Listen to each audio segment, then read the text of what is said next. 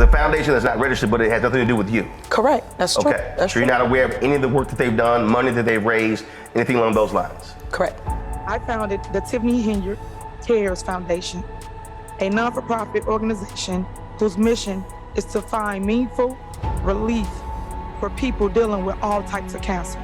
Some of those charges are for you, though. No, sir. You didn't go to Las Vegas?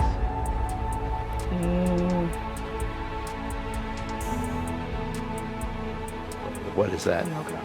Y'all! Tiffany Henyard, the self-proclaimed super mayor of Dolton, is finding herself in some seriously hot water. We're talking allegations of corruption, financial mismanagement, and hidden agendas that would make even the shadiest politicians blush. But here's the kicker. Henyard's trying to play the race card to dodge accountability. Yep, you heard that right. But plot twist, it's backfiring big time, and now she's losing support from the very community she claims to represent. Talk about a PR nightmare. We're here to help each other, not hurt each other. And it's a shame that us, I'm talking to my black and brown community, will sit here and fight.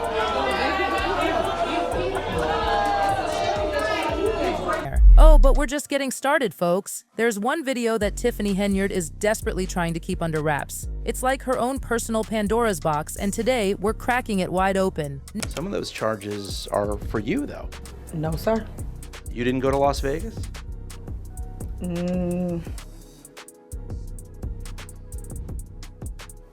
What is that? No comment. Now, you might be wondering, why is the Dolton community, especially its black residents, rallying against her? What's this charity scam that's got everyone's tongues wagging? And why are the feds circling Tiffany Henyard like sharks smelling blood in the water? Buckle up, Buttercup, because we're about to go down a rabbit hole so deep Alice in Wonderland would be jealous. Let's start with this so-called charity of hers, the Tiffany Henyard Cares Foundation. Sounds sweet, right? Well, not so fast. This cancer charity has more red flags than a bullfighting arena in Spain. First off, they conveniently forgot to file their financial records. I mean, come on. How do you forget something that important? It's like showing up to a wedding and forgetting the ring. This shady foundation was set up in fall 2022, and right off the bat, it got a cool $110,000 from the township board. That's right, the same board that Henyard oversees as township supervisor. Talk about conflict of interest. But wait, it gets better. Or worse, depending on how you look at it. In its first few months, this charity only managed to raise an additional $3,000 from other sources. I've seen lemonade stands run by 5-year-olds that are more profitable. During a recent special meeting, Trustee Carla, you go girl, confronted Henyard about the foundation's lack of transparency. And let me tell you, it was spicier than a ghost pepper challenge. Went on the national platform and you said you didn't know anything about a foundation. But you forget that I was in certain rooms when certain things happened. And the reason I don't support you is because you were not honest about that foundation. I was in the room when it started.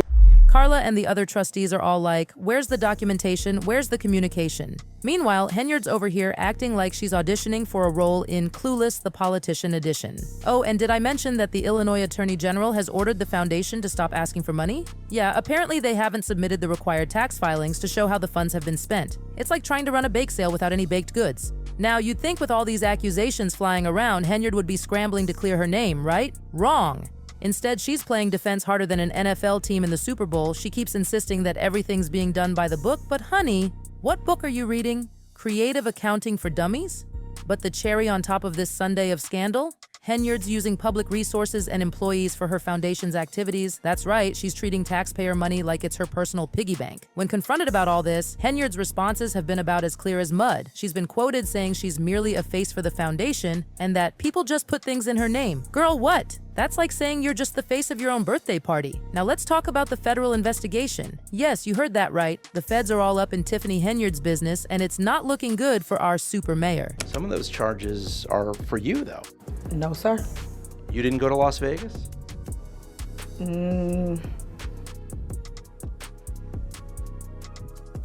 What is that? No comment. The feds hit Henyard with not one, but 2 subpoenas. One's focused on her private work, and the other's all about the township. They're asking for everything. Personnel files, wage documents, contracts, checks. It's like they're trying to put together the world's most boring but incriminating jigsaw puzzle. Former FBI agent Ross Rice took a look at these subpoenas and basically said, yep, this is serious. He's thinking there must be some pretty wild allegations for the feds to cast such a wide net. But wait, there's more. Remember how I mentioned Henyard's been treating the local police like her personal security detail? Well, that little power trip comes with a $1 million price tag. The local brass is saying her demands are making it hard for them to do their actual jobs, you know, like keeping the community safe. Minor details, right? The Dolton Village Board was so fed up, they unanimously voted to investigate Henyard's alleged misuse of taxpayer money. But our girl Tiffany wasn't having it. She vetoed that faster than you can say abuse of power.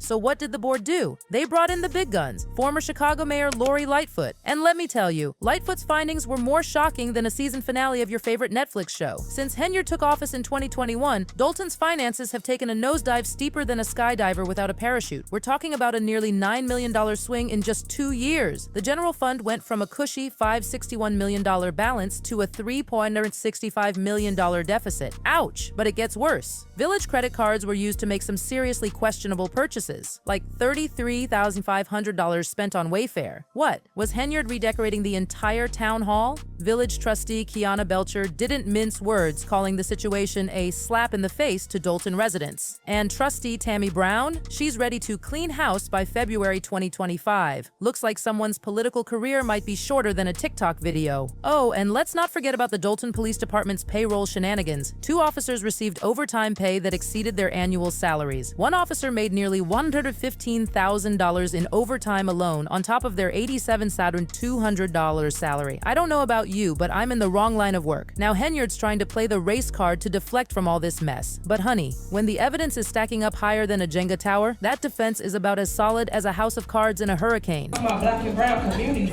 will sit here and fight.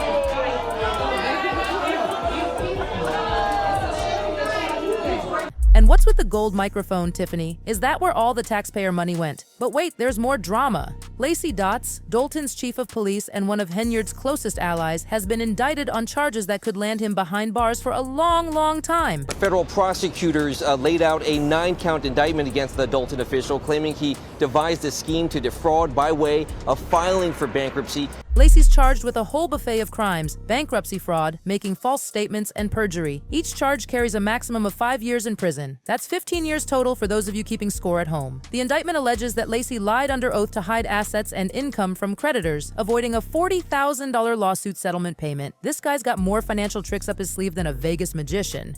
Lacey's attorney, Gal Petey, is crying witch hunt, claiming they're going after Lacey to get to Henyard. But with Lacey's history of personal bankruptcy filings dating back to the 1980s, it seems like this witch hunt might have found an actual witch. You know me. Ma'am, are you refusing to give me your license? I gave you my driver's license number. Give me your license. I'm not gonna reach. Give me an officer, another officer come out, reach for it. I'm not gonna reach. I got guns on me, and my stuff is in.